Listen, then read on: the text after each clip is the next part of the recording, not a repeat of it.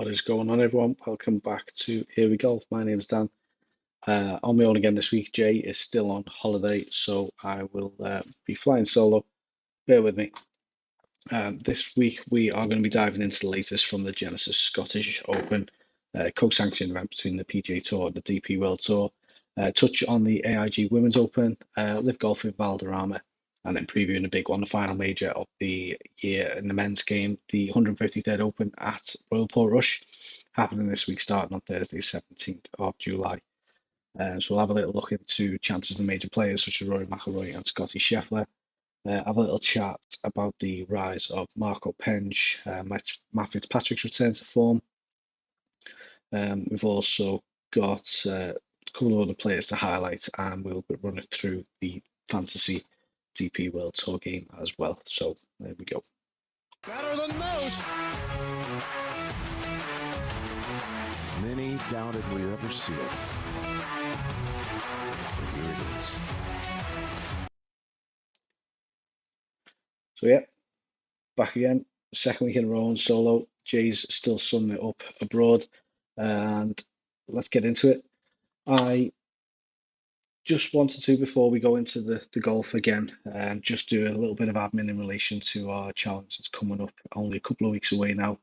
On the 30th of July, we're off to Knott End Golf Club, which is it's a bit lengthy. It's on the coast, on the estuary, the River Wyre, and we're basically going to be doing 72 holes in one day, walking, teeing off at 5:30 in the morning, and getting 4 rounds in, all in aid of Macmillan cancer support. Really appreciate those who have donated so far. For those who wish to contribute and support us, we'd massively appreciate that. The QR code's up there on screen. Link will be in the description below as well. So yeah, any support you can give us, as much or as little as you like, would be massively appreciated. So yeah, please donate to that challenge. Honestly, 72 holes in one day. It's going to be tough. Yeah, I'm still coming off an 18-hole round, stiff as a board. So doing 4 in one day is going to be tough. But me and Jay we're gonna do it, in rain or shine. Hopefully no wind, because this North End Golf Club, as I say, it's right on the estuary, prone to blustery conditions. So if it's blowing, it's going to be a slog. So yeah, please do us a massive favour and donate whatever you can in aid of this amazing charity. It means a lot to both of us, as well as I'm sure many of you out there as well. Okay. So now we've got the little bit of admin out the way. Let's get into it. We have had an absolutely epic. It's not a major. It's a Rolex Series event on the DP World Tour. It's co-sanctioned with the PGA Tour, but the Genesis Scottish Open has got to be up there, considered as one of the top events in the game of golf at the moment. In recent years, it's gained more and more traction. It's got bigger and bigger, attracting more and more star players as they come over to prepare for the Open. It's a perfect tune-up for them, so they're all getting on board now, and as a result, it culminates in a stellar field. You're getting all the leading golfers up there taking part, and this year proved to be the same. It's such a good watch, and it feels like watching a major in itself. The setup that they've got there, the course, and the atmosphere, and as I say, the quality of the field and quality of golf that you're watching is incredible. That being said, we had a bit of an outsider, a bit of an underdog win this week with Chris Gotterup stealing the show. 25-year-old American held off Rory McIlroy and Marco Penge, who both finished in a tied for second with a final round of 70. Rory kind of pushed them all away. Marco was never quite close enough, but Rory had a couple of chances to put the pressure on, especially late on, and just wasn't able to put them approach shots close enough to be able to give himself a holeable putt to then put Chris under a bit of pressure. And in the end, it was quite a sort of composed finish, and he had 2 putts to win on the last. From his perspective, he was propelled himself into contention on the Saturday with a course record tying 61. 59, which was on for a long way. I think up until even 16th, it was on the cards really, and then he had the par 5, which he made a bit of a mess of. He got pin iron 2 and ended up having taking 3 to get down there. If he'd have birdied that, you never know. He could have carried a bit of momentum. Then final 2 holes, which would have left him needing only a birdie to break that record, but ended up parring the last 3 holes for 61. Nevertheless, it was a quality round of golf, and it was telling really in terms of the outcome and story of this tournament, as it put him in contention. And he ended up holding on from there on out through the final couple of days. I said last week on the pod that I didn't really fancy Rory myself. I thought his driving been too erratic in recent weeks, not showing enough consistency. But it was a good showing from Rory McIlroy. I think he's capable of better. I think given how the likes of the leading players played, I think he could well have done a bit more and won that if he'd have been able to get his iron shots a bit more dialed in.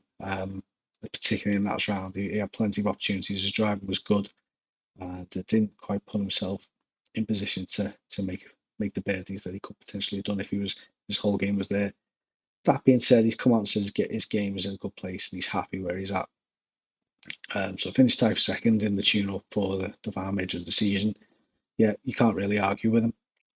So he's got to be one of the leading contenders for this coming week, which we'll come on to. We also had Nikolai Højgaard and Matty Schmidt got their ticket for the Open. They were part of the top 3 non-exempt players. Højgaard finished in the tie for 4th. I was watching it throughout Sunday, and you had sort of Gotter up, McIlroy, Penge, and then all of a sudden, Højgaard just appeared out of nowhere. He just ticked along very, very nicely on Sunday. Put a really solid round of golf together, and it got himself into a nice position there. And says he's confirmed his position for the Open this week. So fair play to him. We know he's a player who's got the ability, got the quality. We've not seen a lot of it of late, but that was a good bounce back tournament from Nikolai Højgaard, and that will give him a bit of confidence going into this week.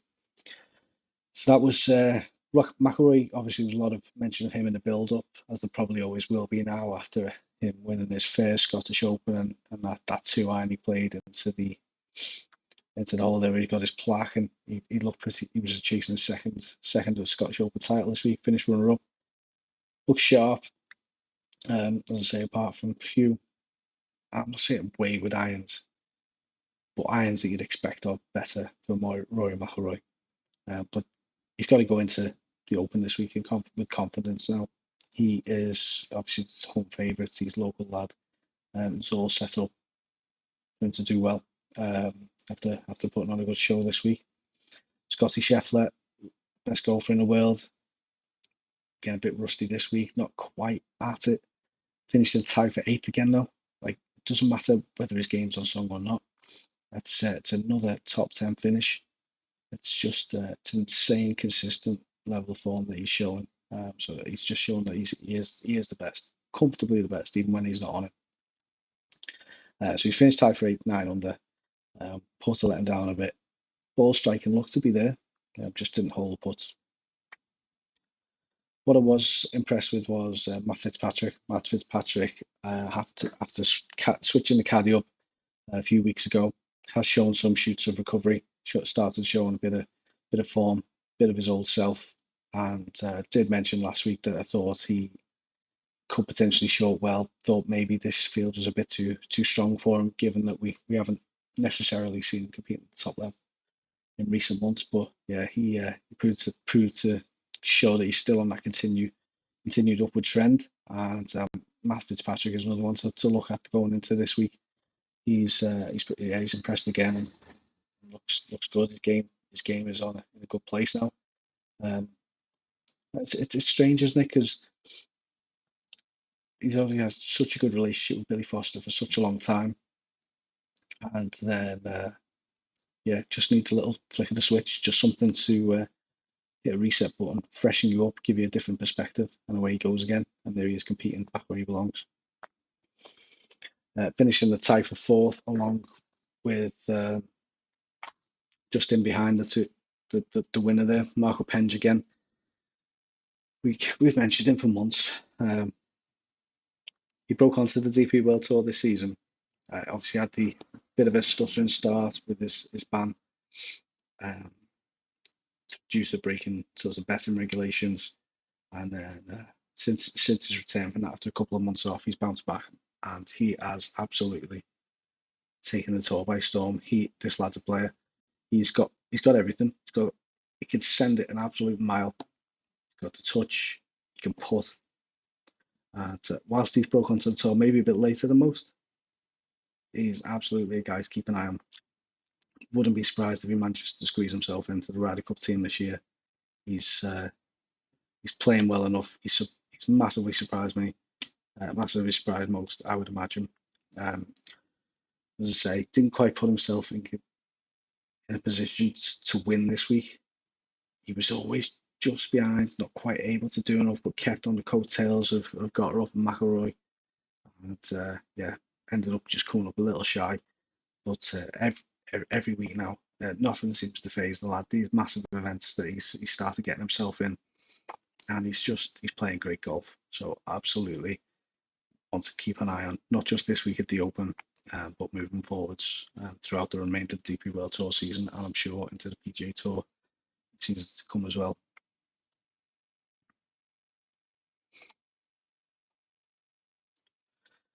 Chris Gotterup then. You'd never have picked him. You just wouldn't have picked him. He's just going to pull me slideshow up there.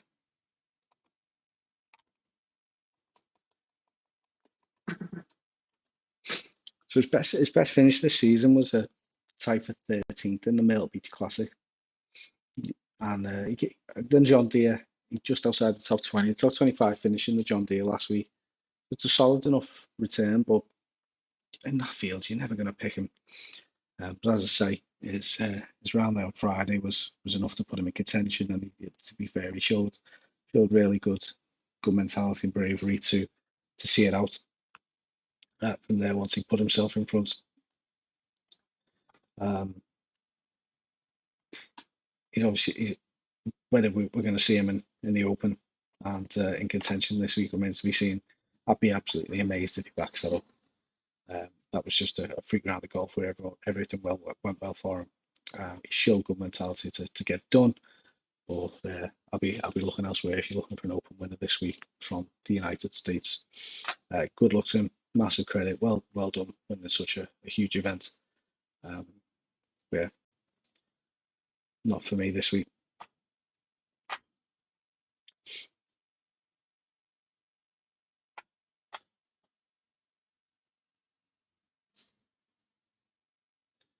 Victor Hovland was another one who I said that I expect to start doing well. He's not start doing well. He started showing pursuit of recovery in the same mold as Matt Fitzpatrick, and again he had another good solid week. Really impressed with the way he's playing. Just needs it all to come together now. Not far away from a win at all. And Ludwig Oberg as well bounced back well, who's had a very, very different season up to now. But he's played solid golf all week, done himself a decent finish. Disappointment was home favourite Bob McIntyre. Never really got going all week. Just about scraped through the course and didn't do anything to write home about on the weekend. Again, it'd be folly to write him off for the Open this week, given his credentials, his links ability. But yeah, a bit of a disappointment week from him. Don't know if it was the pressure of having to defend, a lot of eyes on him, a lot of pressure, a lot of home fans willing him to do well. Yeah, he struggled to get up any head of steam this week. Yeah, just quick mention, AIG Women's Open this week, final major of the season for them. We had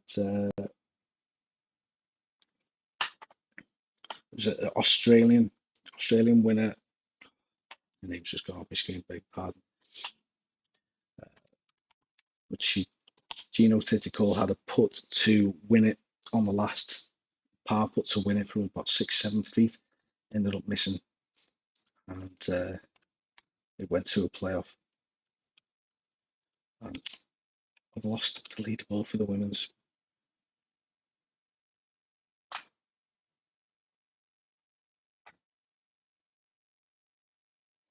It's not good, is it? Her name forgives me. Rutter, was it Rutter? That's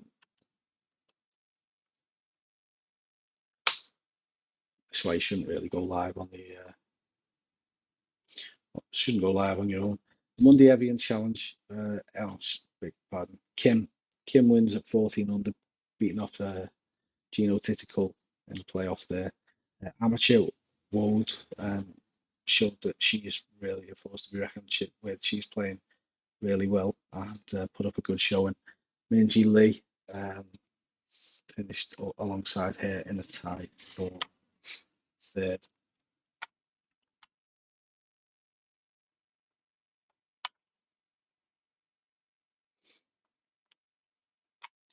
Over at Live Golf, there was a couple of notable absentees this week. It's in Scotland. John Rahm, Bryson DeChambeau. It was an absolute stellar field with the except of them guys. They were over in Valderrama. And it was Taylor Gooch who took home the spoils there. Got confessed, didn't see a lot of it with the Scottish Open. Focused my attention on that. But there will be a number of live players this week coming over to the Open. Lee Westwood, Graham McDowell. Graham McDowell didn't qualify, did he? Lee Westwood got him. You got John Rahm, Bryson DeChambeau, to name but a couple. John Rahm finished second in live this week, and you would have expected him to be up thereabouts at home. Bryson and Tyrrell Hatton is both struggling. Tyrrell's been disappointing over the last few months after an absolute stellar sort of winter period. And Bryson just last couple of months just seems to have gone off the boil a bit. Both struggling on live this week, which is not the perfect sort of prep for the Open. That's not to rule them out completely. Both of them have got the ability and the potentials to do well at a place like this. But yeah, I do like Taylor Hatton. You can't rule him out. He plays links golf really well, as he shows particularly in Alfred Dunhill last winter when he won it. Yeah, can't be picking him. Yeah, just again, there's the leaderboard for the Scottish Open. Covered off pretty much all that. Justin Rose, mentioned a few times this year so far. He likes to try and get his game in position to peak at the majors. He showed up well there in sixth place, 11 under par.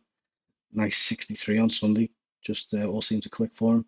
Game's obviously in a good place, and that puts him in a good position for consideration as a little cheeky outside pick next week, I'd imagine. Shown his game still there. Xander Schauffele as well, defending champion at the Open this week, has put another good prep in as well, alongside Scotty Scheffler and Ludwig in a tie for 8th.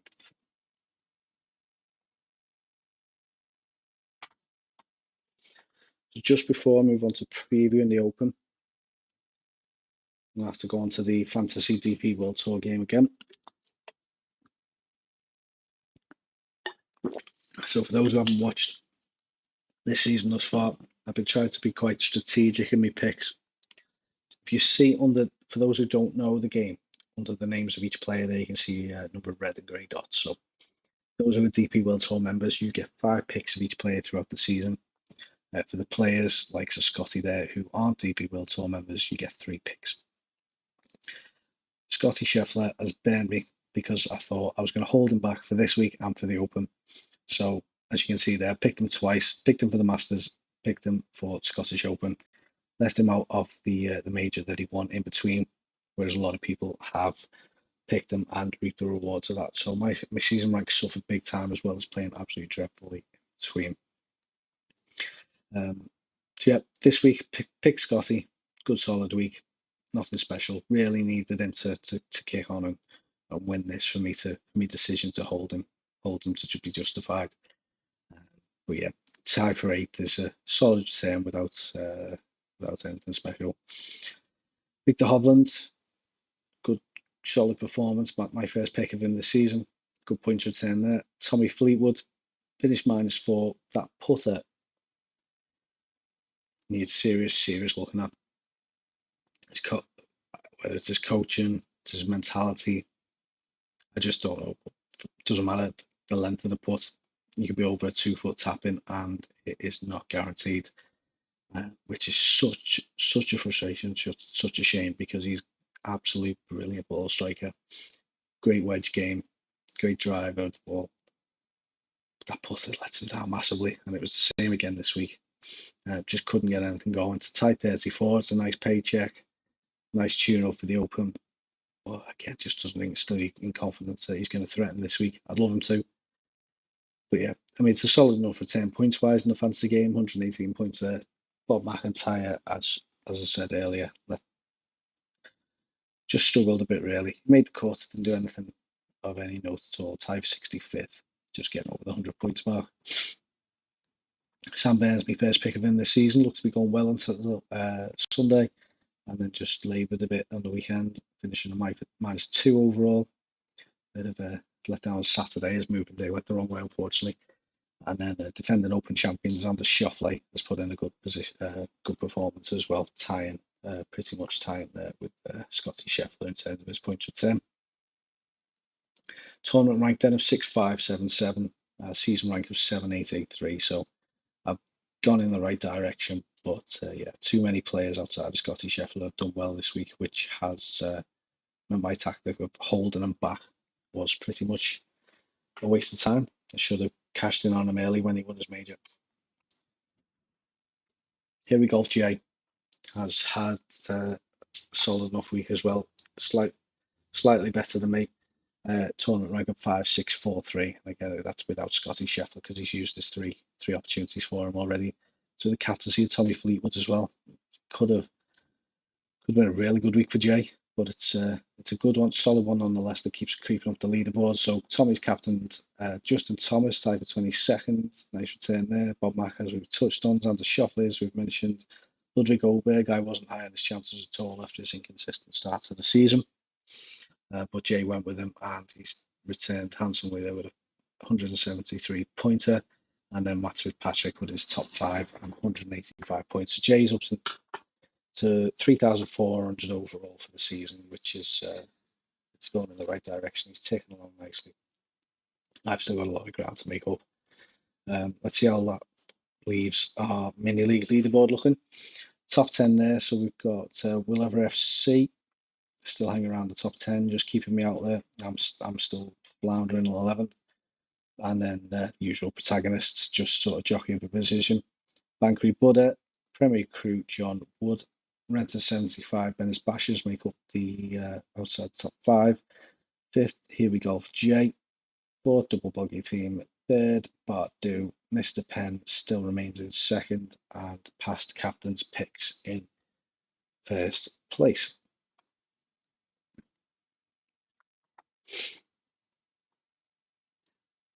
So let's have a little look then at the 153rd Open Championship at Royal Portrush, Dunluce Links.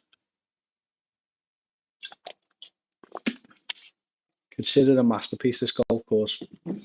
Designed by Harry Colt, hosting its 3rd ever Open. Previous iterations were 1951 and then in 2019 when Shane Lowry romped it pretty much with 6-shot victory, which was a very popular victory in front of his Irish home fans. The course has got rugged coastal terrain. It's a true sort of links test. Precision, creativity, mental resilience, especially if there's inclement weather. Looking at the forecast before going live there, it should be pretty timid this week, the weather.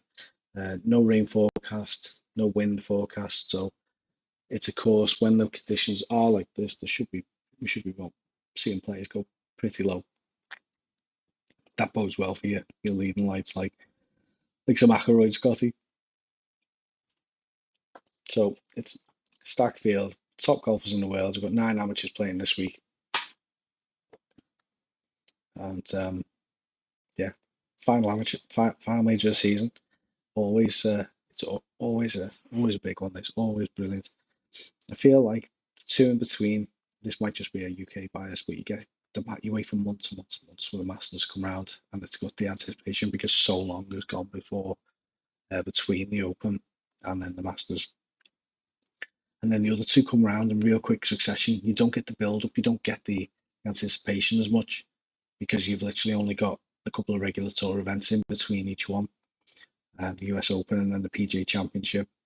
And then this one just seems to again build up that gets its juices flowing just a little bit more. I think just with the billing of it being the last major of the year, we know it's going to be a while before we come back to the Masters in April next year. So it's always a big one, and yeah, we're 12 months away from us hosting it in Birkdale around the corner from us. So absolutely buzzing for that. But yeah, let's have a little look. It's got world number 2, Rory McIlroy is going to be a big. He's the man to beat this week. Obviously, Scotty's been in the league his own for a while, but I think given the lay of the land, coming back off his second place this week, I think everyone's going to have eyes on Rory McIlroy this week, which might bode well for Scotty. One of the first occasions really where no one's actually looking at him. Everyone's going to be looking at Rory McIlroy this week. Scotty Scheffler might just sneak up in behind and just take it with no pressure on him. He doesn't seem to let anything ruffle his feathers anyway. But maybe he's just like a swan, just calm on tap. But maybe there's just a something going on underneath, which is why he takes over without winning so much this season. Maybe without anyone looking at him. Maybe whilst all eyes on Rory, Scotty could be the one.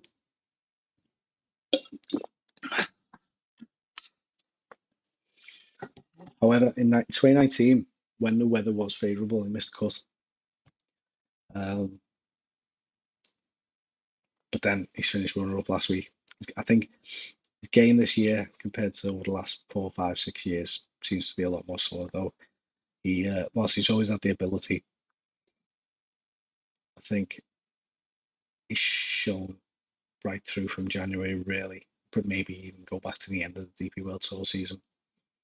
Seems to have just kicked on a gear since he severed his ties, really, with in terms of the involvement, the administration side of the PGA Tour, being able to focus on his golf. He's had a lot to say in the media, but his golf game's definitely benefited for sure. Already qualified for the Ryder Cup team with the best part of 4 or 5 months ago. So if he can keep his driver hot, I think he's going to be a tough one to beat.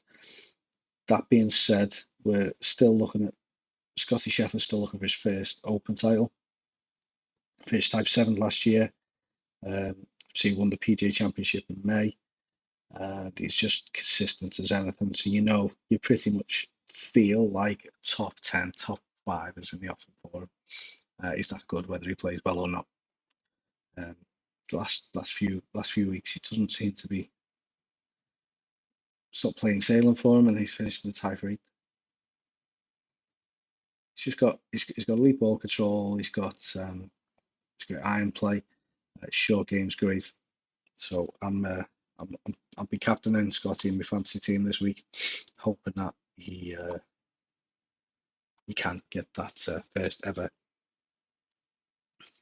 Open Championship. Mentioned before about Marco Penge, starting to turn heads. Frustrating really, because we had Jay had a conversation with a friend of Mr. Penge earlier in the year, and discussing the potential for an invite down to Wentworth to play with him. Since then, Marco has absolutely took off like a rocket and is just performing incredible all over the world. So I'll be absolutely amazed if we're able to get that one over the line. But not over begrudge him one bit. It's joy to watch. He's a really top golfer.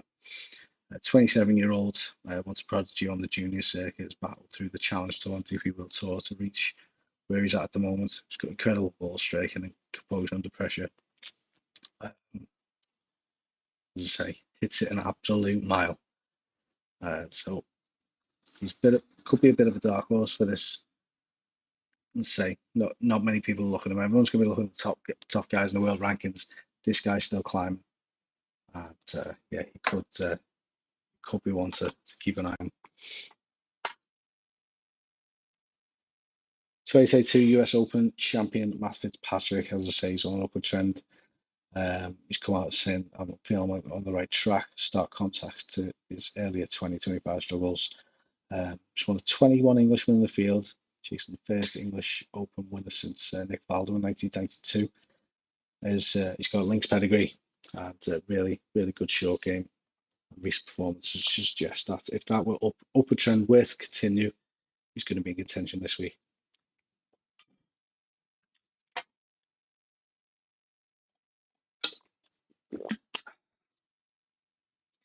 A guy who we've not seen this week at Scottish Open, and not many people are going to be talking about.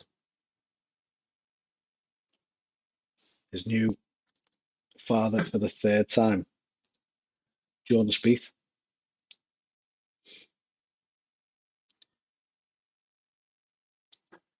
Former Open champion. This will be his 12th Open. Inconsistent this season, so it doesn't inspire confidence. But he has shown that on occasions there is enough there. He's always been erratic off the tee, which, given Portrush's tight nature, it could absolutely kill him, and he could miss the cut. But don't you just always find when you have these moments in life where something big happens, like he's just had his newborn baby, just seems to give them this impetus. You look back through the years, and people just seem to get a kick, an extra boost, a bit of a spur on from these moments. I remember Scotty when he won the Masters last year. There's a similar sort of narrative. He's got the creativity and short games to get himself out of any sort of tight, dangerous positions that his driver might potentially put him in. If he can get his driver swinging, if he swings freely, I don't think he's one to count out. And I'm interested to see how he gets on this week. He's had a week off, which just might be something to keep him fresh rather than put himself under pressure. His mind will have been elsewhere, and that's not a bad thing for those of us who play a lot of golf. We can get sort of burned out mentally from trying so hard, and you might have a good week. You want to come back really quickly and better it the next, or you might have had a bad one and you think, oh, I've got to go out and fix that. And sometimes a little bit of break is a massive, massive help when it comes to golf. And given he's shown us multiple times in the past he can do it on links. I think Jordan Spieth is an underdog that nobody's going to be looking at, who really should be considered this week personally. Defending champ Xander Schauffele. He struggled in the early part of the season with his rib injury. Missed a bit chunk of the TGL. Missed quite a few professional tournaments. When he did come back, his results weren't great. But recent weeks started showing like he's back to his best, and had a decent finish this week. As we mentioned before, Bryson DeChambeau, not for me this week. Want to see more consistency recently, both on live and on the in the majors. He struggled a bit. Shane Lowry, not shown enough for me. Yeah, he's won this tournament in 2019 at this course, but even when he has got himself contention this year, he bottled it.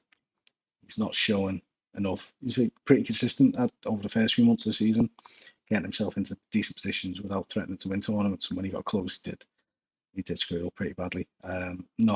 Not one for me. Won't be surprised to see him chip in though. We always seem to bloody chip in Shane Lowry, but yeah, not for me. Similar vein, Tommy Fleetwood. Always any sort of tournament, you seem to look at the credential of a player.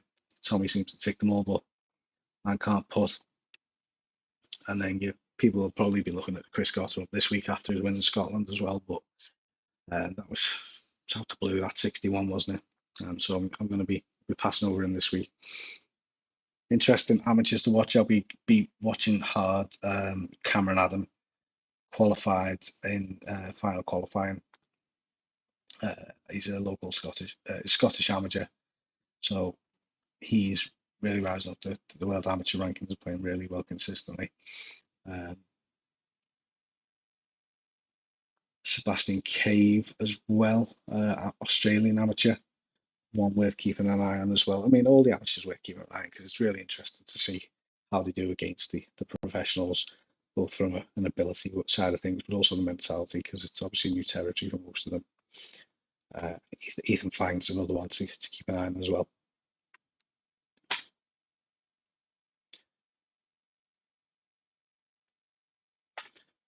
Let's just flick through there. So just on these Fantasy DP World Tour, just quickly whiz through this and wrap it up if I can. So I've ordered these in selection of percentage owned, just to give you a feel for where the game's at the minute.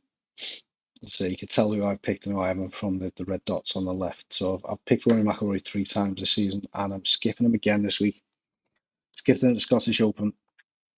Skipping him again this week. He's 75% owned. It's a big risk, but he, as I say, he's going to be at the BMW PGA. He's going to be at the DP World Tour final events in Dubai and Abu Dhabi. Nobody's going to own him for them. I just want to hold him back for them. There's a lot of pressure on him this week. He's got everything going for him. He's probably the most likely winner, but I'm just going to go against him. If he flounders this week with 75% ownership and then he goes and does well in Abu Dhabi, Dubai, or the BMW, I'm doing well points wise. So I'm gonna go against him. Ludwig Goldberg, 58% owned. I'll be considering him this week, strongly considering him. Didn't really prior to last week, but he looks like his game back. He played really well, really consistent. Nice relaxed swagger about him, which is we haven't seen for quite a while. Same goes for Victor Hovland. Picked him last week. Started showing shooter recovery, and he's backed it up in a big event with a tie for 11th. And probably could have done a bit better. Probably left a few shots out there by his own admission, but yeah, starting to show consistent level of form that we know he's capable of. Again, a couple of high ownerships I don't like there is Lowry and Hatton, as I've alluded to already. Xander Schauffele, defending champs, pretty popular. Sepp Straka, and then Justin Rose. I'm quite surprised how high and owned he is. As I say, he's one who likes to get himself ready for the majors, and he showed up well last week. Whiz through these. Tommy, not for me. Matt Fitzpatrick, showing up well. John Rahm, he's consistent as on live, and he showed up okay in the majors without really threatening. Bob Mack is disappointing this week. Scotty Scheffler, say nailing me colours to the mast with him. Third pick, captain them, need that win. Bryson, not for me, missed cut last time out and not really doing much on live. And then we're going to the sub 10% on Marco Penge, Justin Thomas, and then there's captain or playing captain or just player. What is he? Keegan Bradley there as well. And then we're getting still really top golfers, but very lonely on now, very sort of differentials who probably are in with a shout. Adam Scott's been consistent this season without threatening them. Colin Morikawa had Billy Foster on the bag this week, missed the cut. That doesn't bode well. Russell Henry's having a solid season. Nikolai Hobart, as I mentioned earlier, showed up well last week. Brian Fox playing really well this season up until this week. And list goes on. All these solid contenders. The field is elite. We know that these guys are all capable of playing well. Do like Ben Griffin. Ben Griffin goes under the radar every week this season and shows up well every week this season. No reason to see why he can't do well at the Open this week. He may well actually squeeze into my team. This is my team thus far. So as I mentioned, Scotty, Xander Schauffele, Ludwig Goldberg, Victor Hovland, Justin Rose, Jordan Spieth. Could switch out Rosie or Spieth for Ben Griffin. So we're recording just after 9 o'clock on Monday the 14th. So we've still got a few days to go. Team is subject to tweaking. If Scotty can get himself a victory because he's been so popular so far this season, his ownership is down to around 10% again. So I'm hoping to capitalize on that. I know a player I mentioned, I do like Marco Penge, really, really top golfer in the making, but we're going to be seeing him a few more times on the DP World Tour for the remainder of the season. Unless he goes and wins this, we end up seeing him in the PG Tour potentially. But yeah, Marco Penge is going to be seen for a few more times at the end of the season on DP World Tour, so I'm going to hold back my selections for him and then lesser events because he's a top golfer and I think he's capable of grabbing another win or two this season.